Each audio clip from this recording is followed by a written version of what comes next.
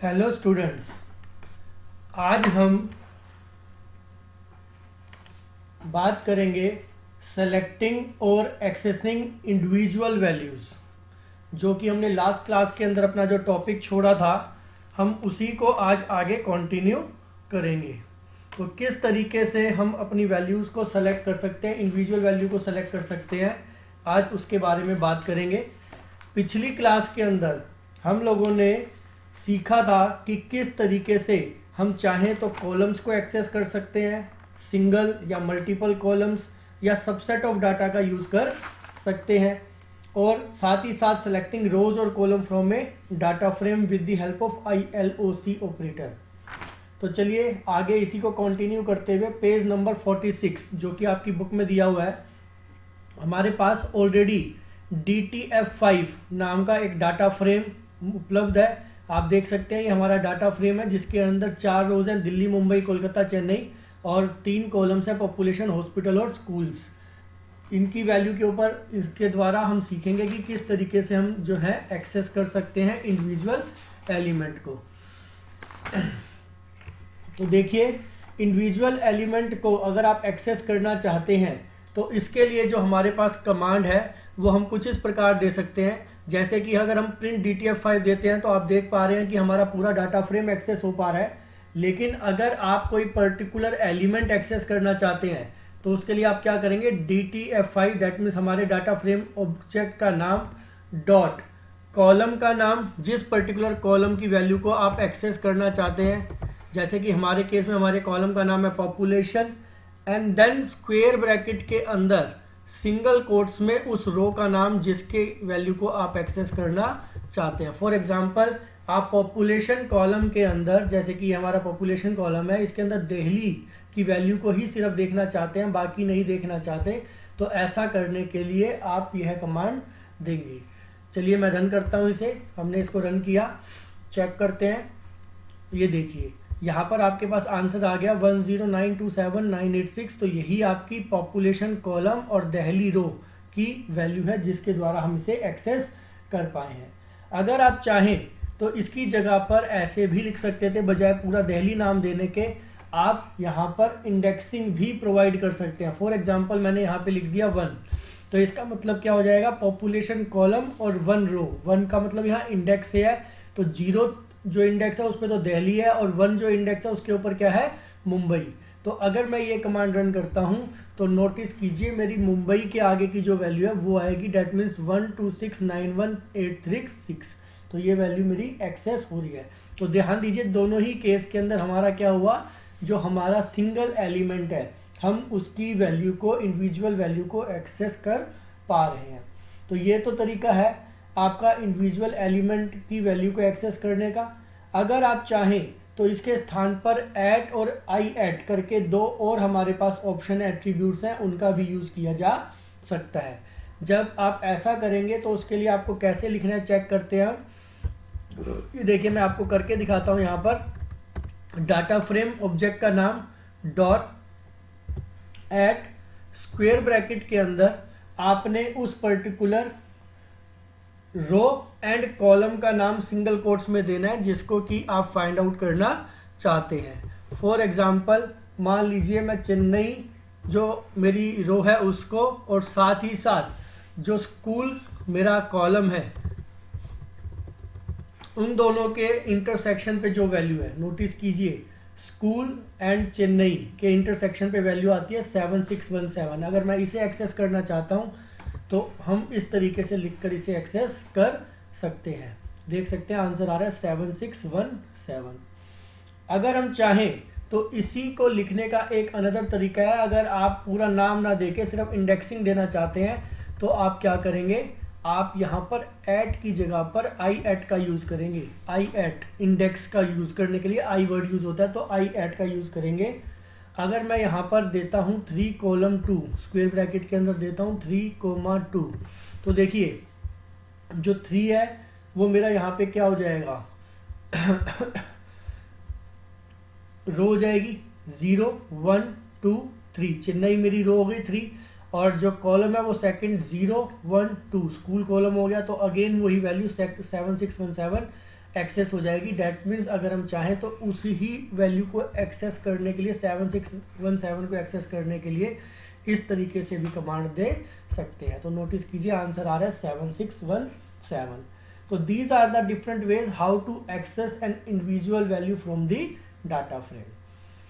Now come to topic adding और modifying rows and column value in data frame. Page number 46 पे दिया गया है किस तरीके से आप वैल्यूज को ऐड मॉडिफाई कर सकते हैं, रोज या कॉलम की वैल्यूज को चेंज कर सकते हैं। पेज नंबर 47 के ऊपर एग्जांपल दिया है। फॉर एग्जांपल अगर आप कॉलम ऐड करना चाहते हैं, एडिंग या मॉडिफाइंग कॉलम करना चाहते हैं तो आप कैसे करेंगे। तो इसके लिए मैं आपको यहाँ पे करके दिखा रहा हूँ कि किस तरीके से आप वैल्यू को चेंज करना चाहते हैं तो करेंगे। मेरे पास शायद इसके लिए ऑलरेडी प्रोग्राम लिखा हुआ है, एक बार मैं उसे ओपन कर लेता हूँ ताकि आपको डायरेक्ट ही वहाँ से अच्छे से समझ में आ जाए।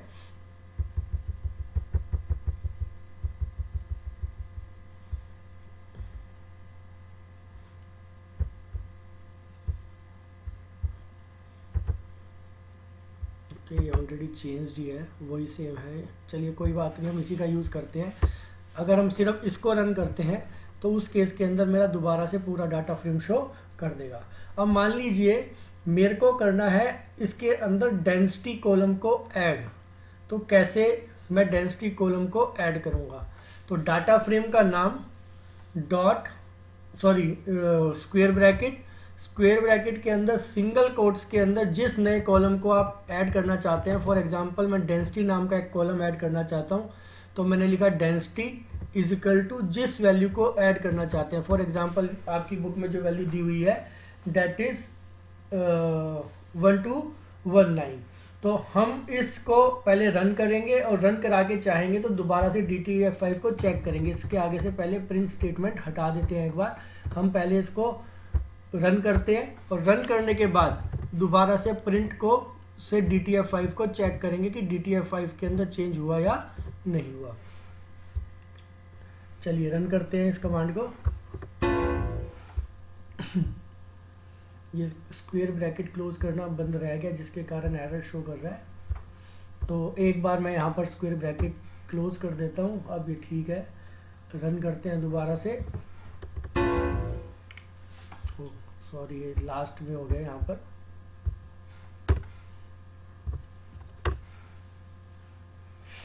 नोटिस कीजिए पुराना हमारा जो डाटा फ्रेम था उसमें 3 कॉलम्स थे, पॉपुलेशन, हॉस्पिटल, स्कूल। जो नया डाटा फ्रेम बन गया उसके अंदर एक और नया डाटा आपका जो है कॉलम बन गया जिसका नाम है डेंसिटी। क्योंकि मैंने सिंगल वैल्यू प्रोवाइड किया तो सभी जगह पे 1219 लिखा हुआ आ गया। अगर मल्टीपल वैल्यूज प्रोवाइड कराना चाहते हैं तो ऐसा करने के लिए आपको स्क्वायर ब्रैकेट के अंदर वैल्यूज प्रोवाइड करनी होंगी जो जो वैल्यू आप प्रोवाइड कराना चाहते हैं। बट जो भी नंबर ऑफ वैल्यूज होंगी डेट शुड बी सेम। जितनी आपकी नंबर ऑफ रोज है आपको उतनी ही वैल्यू देनी है। अगर आप उससे कम ज़्यादा देंगे तो कंप्यूटर एरर दे देगा। जैसा कि अगर आप नोटिस करें तो एट प्रेजेंट हमारे केस के अंदर टोटल नंबर ऑफ रोज कितनी है, 4 है। तो हमें 4 वैल्यूज देनी है। बुक के अंदर 5 दी हुई है क्योंकि वहाँ पर जो है नंबर ऑफ रोज भी ऑलरेडी चेंज दिखाई गई हैं, तो उसने वहाँ पर 4 वैल्यूज प्रोवाइड कराई हैं। तो देखिए मैंने वही सेम स्टेटमेंट लिखी है, DTF5 स्क्वायर ब्रैकेट में डेंसिटी न्यू कॉलम का नाम is equal to 4 different values जो कि 4 रोज को प्रोवाइड की जाएगी। अगर मैं इसे रन करता हूँ तो नोटिस कीजिए जहाँ पहले सभी को 1219 वैल्यू प्रोवाइड की गई थी अब सभी के लिए अलग अलग वैल्यूज दी गई है। तो इस तरीके से भी अगर चाहें तो नई वैल्यू जो है दी जा सकती है या पुरानी वैल्यू को मॉडिफाई किया जा सकता है। दोनों ही काम इसी सेम स्टेटमेंट से होंगे, whether you want to add a new column और whether you want to change the value of already added column, दोनों के लिए यही सेम कमांड यूज की जाएगी। इसी काम को करने का अनदर तरीका है ऐड। अगर आप चाहें तो ऐड का भी यूज कर सकते हैं या फिर LOC ऑपरेटर का भी यूज कर सकते हैं। और एक अनदर हमारे पास फंक्शन है जिसका नाम है असाइन, उसका भी यूज किया जा सकता है। एक एक करके हम इसको डिस्कस करते हैं ये कैसे किए जाते हैं। जैसा कि आपको अगर देखें तो पेज नंबर 47 पे नीचे दिखाए गए हैं। तो देखिए DTF5.LOC, हम यहाँ पर LOC ऑपरेटर का भी यूज कर सकते हैं और साथ में आपको देना है कॉलन, कॉलन का मीन्स सभी रोज के लिए, कोमा डेंसिटी जो कि हमारे किसका नाम है, कॉलम का नाम है। सभी रोज के अंदर डेंसिटी कॉलम की वैल्यू को चेंज करना है, और जैसा कि हमने ऑलरेडी वैल्यूज दी थी उसी तरीके से आप वैल्यूज प्रोवाइड करेंगे तो यह सभी रोज के लिए चेंज कर देगा। तो इस तरीके से एलओसी ऑपरेटर का यूज करके भी इसको चेंज किया जा सकता है। मैंने इसको रन किया, क्योंकि हमने वैल्यू चेंज की नहीं है तो हमारा आंसर सेम आएगा, लेकिन ये भी एक तरीका है। डैट मीन्स एलओसी ऑपरेटर को इस तरीके से यूज करके भी वैल्यूज को चेंज किया जा सकता है। अगर आप चाहें तो यहाँ पर एट ऑपरेटर का भी यूज हो सकता है। DTF5 एट लगाएं और उसके बाद सेम जैसे हमने दिया है कॉलम और वैल्यूज देनी है आपको, तो भी आपका यही। अब देखिए, चलिए मैं एक आधी वैल्यू यहाँ पर चेंज कर देता हूँ ताकि थोड़ा सा आपको अंदाजा हो कि हाँ भाई ये चेंज हो रही है। 1500 की जगह 1600 दे देते हैं। F5 किया, नोटिस कीजिए, तो ये है आपका एट ऑपरेटर का यूज करके भी हम चाहें तो वैल्यूज को चेंज कर सकते हैं। नेक्स्ट है असाइन ऑपरेटर। आप चाहें तो असाइन ऑपरेटर का भी यूज कर सकते, असाइन फंक्शन का भी यूज कर सकते हैं, लेकिन उसके लिए कमांड देने का तरीका थोड़ा डिफर है। आपको देना होगा DTF5 is equal to DTF5 dot assign.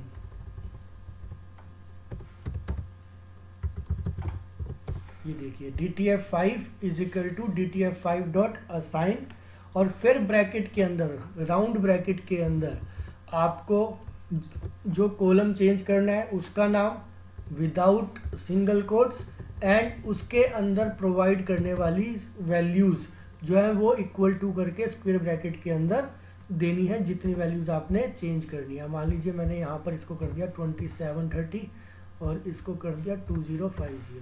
तो ये कमांड है जिसका कि हम यूज कर सकते हैं। साथ में लास्ट में आपका गोल ब्रैकेट क्लोज होगा क्योंकि ये स्टार्ट हो रहा है यहाँ पर। तो चलिए रन करके देखते हैं इसको। तो नोटिस कीजिए, हमारी पहली वैल्यू थी 1600, दूसरी 1219, तीसरी 2730 और लास्ट जो है 2050। तो ये वैल्यूज असाइन ऑपरेटर के द्वारा भी चेंज की जा सकती हैं। तो these are the different ways how to change the single और इंडिविजुअल एलिमेंट। अब जैसे हमने यहाँ पर आपको हमने सीखा कॉलम को कैसे हम ऐड कर सकते हैं या कॉलम की वैल्यूज को चेंज कर सकते हैं, मॉडिफाई कर सकते हैं, ऐसे ही रो की वैल्यूज को भी किया जा सकता है। करके देखते हैं। रो के लिए भी जैसे अभी कुछ देर पहले हमने एलओसी और ऑपरेटर देखा था, एलओसी और ऐड उसी का यूज करेंगे। तो हमारी डाटा फ्रेम की जो ऑब्जेक्ट है, डाटा फ्रेम की ऑब्जेक्ट डॉट एट आप यूज करेंगे यहाँ पर, और उसके बाद स्क्वायर ब्रैकेट के अंदर आपने प्रोवाइड करना है जिस पर्टिकुलर आप डाटा फ्रेम को ऐड करना चाहते हैं उसका नाम। तो देखिए मैंने यहाँ पर क्या किया, अब चेंज करने के लिए यहाँ पर मुझे स्क्वायर ब्रैकेट लगाना होगा। एक ही लगा लेते हैं, लास्ट में चेंज कर देंगे। साथ में हमें यहाँ पर सिंगल कोट्स के अंदर नाम देना होगा उस पर्टिकुलर रो का जो हम ऐड करना चाहते हैं। तो मैंने यहाँ पर नाम दिया बेंगलोर, कोमा में कॉलन, कॉलन का मतलब सभी रोज के लिए, सॉरी सभी कॉलम्स के लिए। पहला प्लेस जो है वो रोज, सेकंड प्लेस जो है वो कॉलम। तो सभी कॉलम्स के लिए ये वैल्यू मैं चेंज करना चाहता हूँ। Square bracket close is equal to, अगर सीधा अगर हम देते हैं ए की वैल्यू तो वो ए की वैल्यू प्रोवाइड कर देगा, और अगर मल्टीपल वैल्यूज देते हैं जैसे कि हमारे केस में यहाँ दी हुई है ऑलरेडी, तो पहले हम इसी को रन करके देख लेते हैं। अब हमारे पास यहाँ पे टोटल कॉलम्स कितने हैं, नोटिस कीजिए टोटल ऑलरेडी कॉलम्स है 4, तो हमें 4 वैल्यू देनी है। आप कोई भी 4 वैल्यू दे सकते हैं। जैसे कि अगर आप देखें तो आपकी बुक के अंदर ये कुछ वैल्यूज दी हैं, इसी तरह की कोई वैल्यू हम यहाँ पर दे देते हैं। मान लीजिए पहले कॉलम में ये वैल्यू दे दी, दूसरे के अंदर ये दे दी, तीसरे के अंदर कोई अन्य ये दे दी। इस तरीके से हम यहाँ पर कुछ वैल्यूज प्रोवाइड कर देते हैं। F5 करके रन करते हैं। ये अनमैच्ड, ये हमने जो पहले असाइन में लगाया था वो लगा रह गया। इसको रन करते हैं।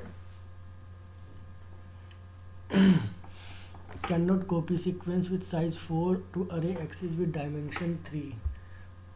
तो ये हमारे पास एक वैल्यू एक्स्ट्रा चली गई है, डेंसिटी उसके अंदर या तो ऐड नहीं हुआ इसके कारण। हाँ जी, डेंसिटी हमारा ऐड नहीं हुआ, तो हमें 3 वैल्यू देनी होगी। अब रन करते हैं इसको। ये देखिए आपका यहाँ पर बेंगलोर जो है एक नया आ गया, क्योंकि हर बार हमारा डाटा फ्रेम हम क्रिएट कर रहे हैं, और हर बार डाटा फ्रेम जब क्रिएट करते हैं तो उसके अंदर हमारे पास पहले से जो उपलब्ध रोज़ हैं वो पहले 4 थी, अब 5 हुई हैं। तो ये नई जो वैल्यू है वो ऐड हुई है, इसके कारण वो एरर आया था पीछे। तो इसलिए हमें 3 ही वैल्यू देनी पड़ी 3 कॉलम्स के लिए, जो कि पॉपुलेशन, हॉस्पिटल और स्कूल है। तो पहले हमारे पास 4 रोज थी और 3 कॉलम्स थे, हमने एक वैल्यू एक्स्ट्रा दे दी थी, इसलिए इसने यहाँ पर वैल्यू एरर दिया था। अब हमने उसको चेंज करके 3 कर दिया, तो तीनों को एक एक वैल्यू, कॉलम्स को पॉपुलेशन, हॉस्पिटल और स्कूल को बेंगलोर जो एक नया रो ऐड हो गया, और तीनों के लिए एक एक नई वैल्यू प्रोवाइड कर दी गई है।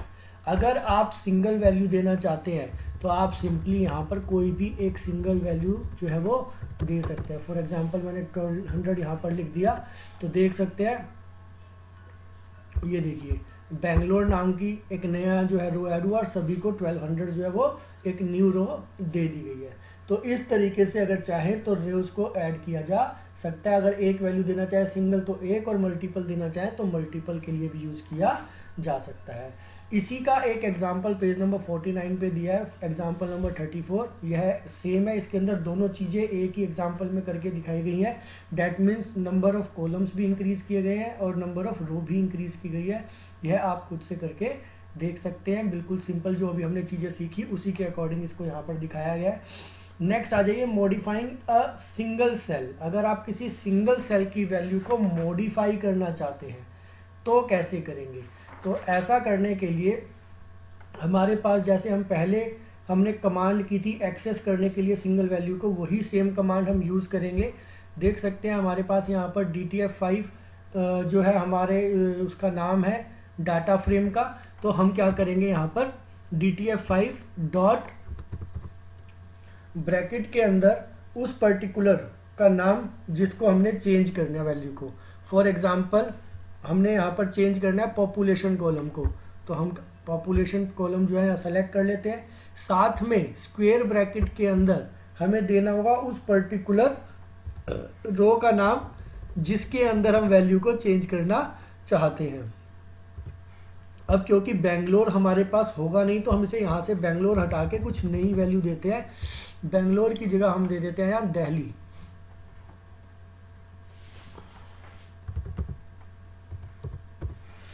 तो देखिए जो हमारा ओरिजिनल डाटा फ्रेम है उसके अंदर बेंगलोर नहीं होगा, सिर्फ पॉपुलेशन और दिल्ली वाली वैल्यू है। हम यहाँ पर एक नई वैल्यू इसको दे देते हैं और ये इस बाकी का हटा देते हैं यहाँ से पॉपुलेशन दिल्ली, और उसके बाद इक्वल टू करके कोई भी एक नई वैल्यू। फॉर एग्जांपल यही है, इसको मैं थोड़ा बड़ी वैल्यू कर देता हूँ।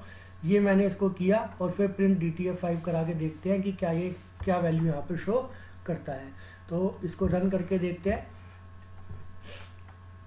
ये देखिए जहाँ पर पहले पॉपुलेशन दिल्ली के इंटरसेक्शन के ऊपर ये वैल्यू थी 10927 जो कुछ देर पहले हमने एक्सेस भी की थी, उसकी जगह के ऊपर अब एक नई वैल्यू आ गई है जो अभी हमने प्रोवाइड किया 1 2 और मल्टीपल जीरोज़ है। तो इस तरीके से अगर चाहें तो किसी सिंगल सेल की वैल्यू को भी चेंज किया जा सकता है। तो these are the different ways how हम या तो मॉडिफाई या ऐड कर सकते हैं कॉलम को या रो को, या किसी सिंगल सेल की वैल्यू को भी अगर हम चाहें तो इस तरीके से चेंज कर सकते हैं। तो उम्मीद करता हूं कि ये जो चीज़ें मैं आपको बता रहा हूं ये आपको अच्छे से समझ में आ रही होंगी।